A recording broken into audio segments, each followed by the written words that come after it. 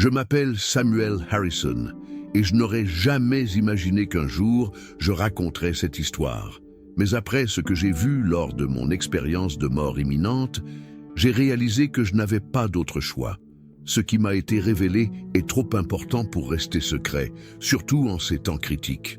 Le 15 janvier 2025, j'étais mort pendant 9 minutes. Pendant cette période, Jésus-Christ m'a révélé des vérités étonnantes sur les incendies de forêt en Californie et il m'a donné une mission, partager ce message avec le monde. Ce que j'ai découvert va remettre en question tout ce que vous pensez savoir. Maintenant, laissez-moi vous raconter comment tout cela s'est passé. Pendant 28 ans, j'ai servi comme pompier au département des forêts et de la protection contre les incendies de Californie. Pour moi, ce n'était pas seulement une profession, c'était une vocation. Chaque fois que j'entrais dans les flammes, je sentais la présence de Dieu me guider et me protéger. Même après ma retraite, j'ai continué à m'impliquer en tant que consultant et formateur, transmettant les connaissances que j'avais acquises au fil des années. Ce matin de janvier, tout semblait normal. J'étais en route pour une formation sur la sécurité incendie dans une église locale lorsque j'ai commencé à me sentir étrange.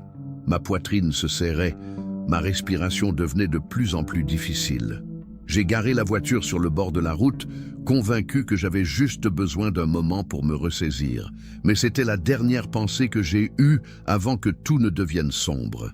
Ce qui s'est passé ensuite a complètement changé ma compréhension de la vie, de la mort et de la bataille spirituelle qui se déroule en ce moment. La première sensation que j'ai eue lorsque j'ai perdu connaissance n'était pas celle de l'obscurité, mais celle de la lumière.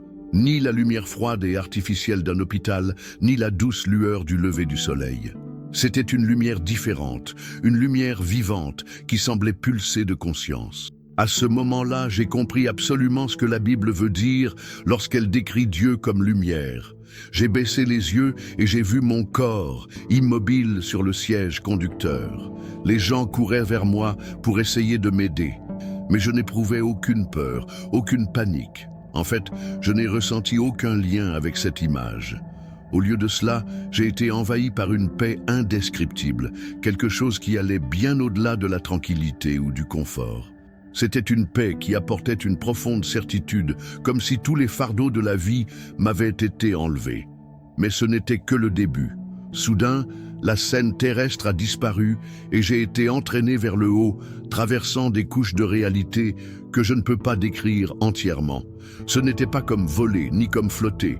C'était comme si les couches de l'existence se déroulaient devant moi, révélant des vérités toujours plus profondes. Et la présence qui m'entourait devenait de plus en plus intense. Je n'avais jamais rien vécu de tel sur Terre. C'était de l'amour pur. Ce n'est pas l'amour humain qui comporte toujours des imperfections et des conditions. C'était l'amour total, absolu.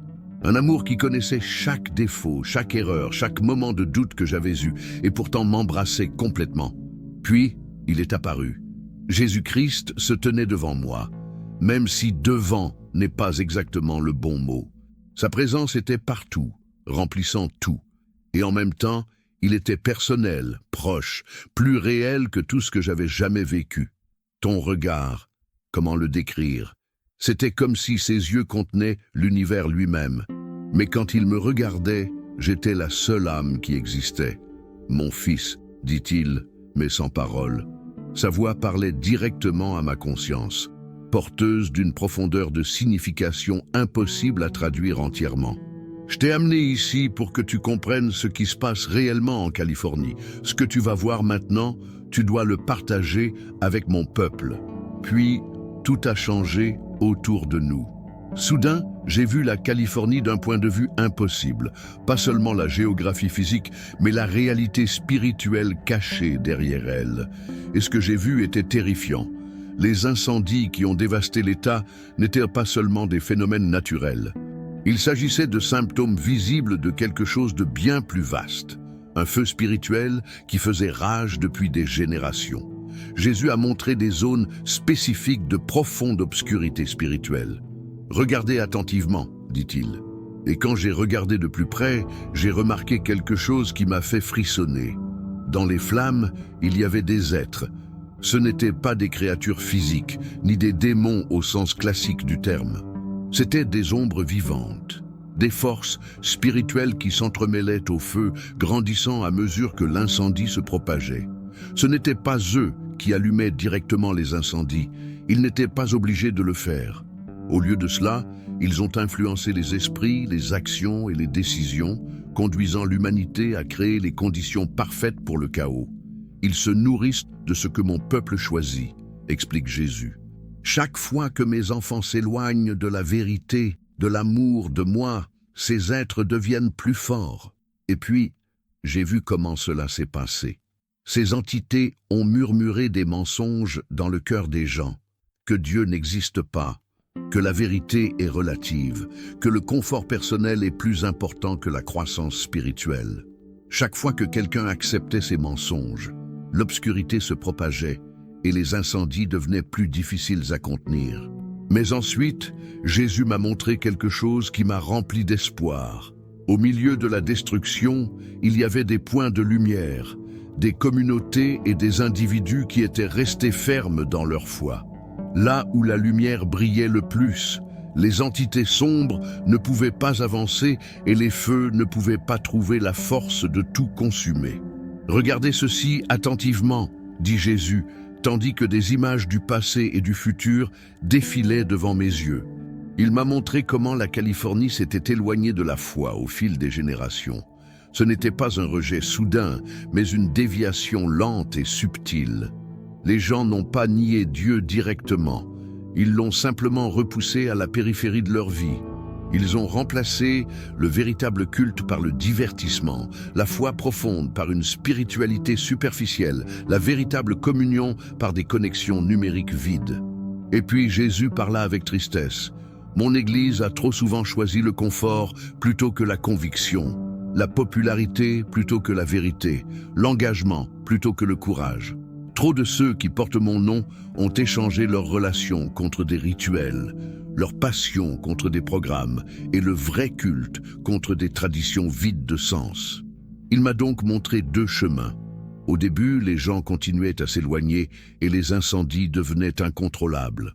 Ce qui se passait maintenant n'était que le début. J'ai vu le feu consumer non seulement les forêts et les villes, mais aussi le tissu même de la société.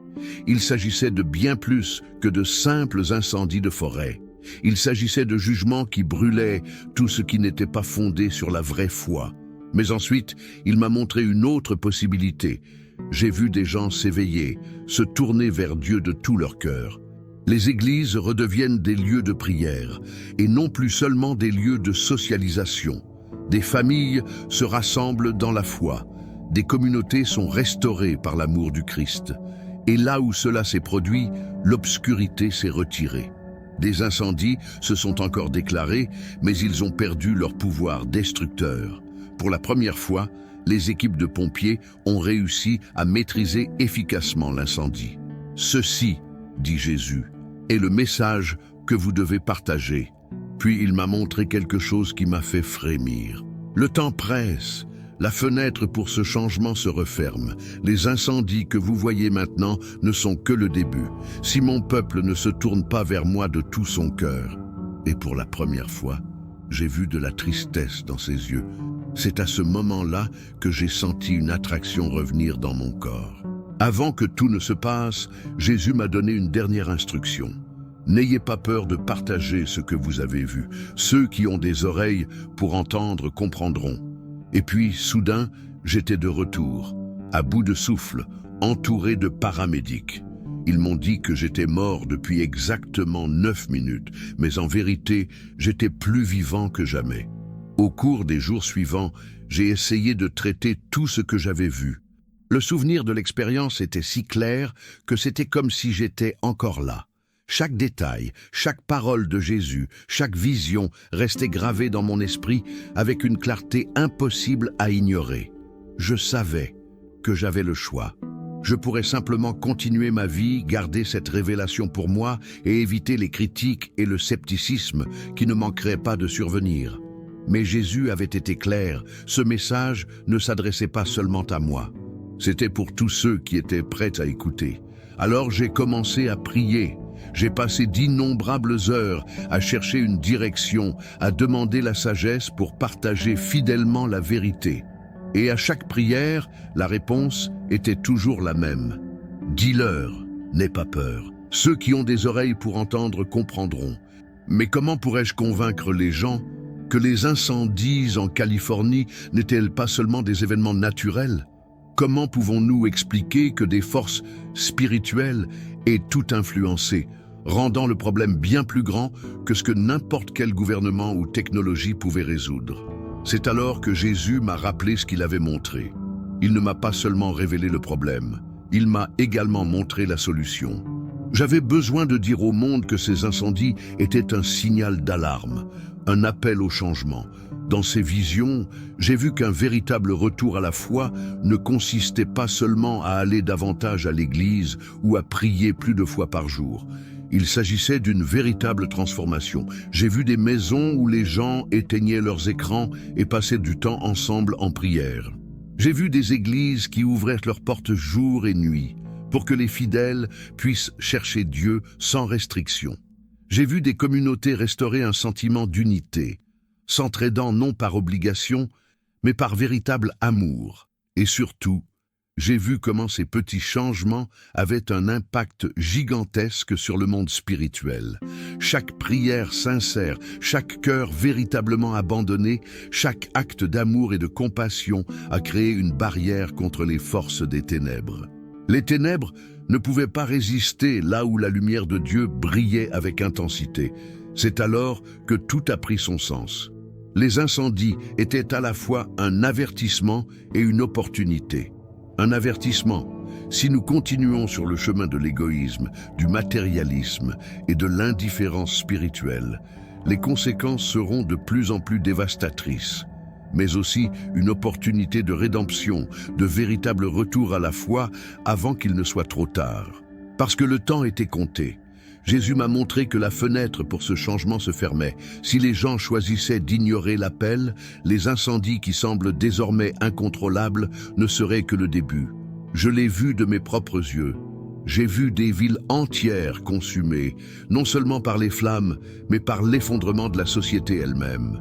Des gens désespérés, cherchant des réponses au mauvais endroit, croyant aux promesses creuses de solutions humaines. Et puis j'ai vu autre chose. J'ai vu comment Dieu pouvait tout changer. Si les gens choisissaient vraiment de revenir à lui, quelque chose d'incroyable se produirait. Les incendies pourraient être arrêtés. La corruption spirituelle qui alimentait les ténèbres perdrait son pouvoir. Ce qui semblait impossible à l'homme allait devenir réalité sous les yeux de tous. Le choix s'offrait à nous. Et voici le message que Jésus m'a donné. Le temps est court. La fenêtre pour ce changement se ferme. Mais il y a encore de l'espoir. La décision est désormais entre nos mains. J'ai vu 2 Californies devant moi, un pays consumé par les flammes, avec des gens perdus, désespérés, sans espoir, cherchant des réponses dans les gouvernements, la science et la technologie, sans se rendre compte qu'ils ne combattaient que les symptômes et non la racine du problème. La destruction s'est propagée et les incendies sont devenus incontrôlables. L'autre, restauré par la foi. Non sans défi, mais renforcé par une lumière que les ténèbres ne pouvaient éteindre. Une Californie où les familles se réunissaient à nouveau pour chercher Dieu, où les églises redevenaient de véritables havres spirituels et où les communautés s'entraidaient, animées par un amour authentique et non par la peur. Et puis, Jésus m'a regardé avec une expression qui mêlait amour et urgence. Le choix appartient encore à mon peuple, mais pas pour longtemps. Je voulais demander combien de temps il restait. Je voulais savoir combien de temps il y aurait cette chance de rédemption. Mais avant que je puisse parler, j'ai été tiré en arrière. J'avais l'impression de tomber d'une grande hauteur. La lumière autour de moi s'est dissoute et soudain, le poids de mon corps est revenu. La douleur, l'air qui s'arrache de mes poumons, la confusion des sons et des voix autour de moi. J'étais de retour. Les ambulanciers m'ont dit que j'étais mort depuis 9 minutes. Mais je connaissais la vérité. Je n'étais pas mort. J'avais été conduit à la seule réalité qui compte vraiment. Depuis ce jour, ma vie n'a plus jamais été la même. Ce que j'ai vu, ce que j'ai appris, m'a laissé avec une responsabilité que je ne peux ignorer. C'est pourquoi je partage cette histoire avec vous maintenant. Parce que les incendies en Californie ne sont pas seulement des catastrophes naturelles. C'est un appel de Dieu. Un appel à revenir à lui avant qu'il ne soit trop tard. Le choix est toujours entre nos mains, mais le temps presse. Il ne s'agit pas de peur, mais d'espoir, parce qu'il est encore temps. Mais la fenêtre se ferme, et la seule question qui reste est: qu'allons-nous choisir ?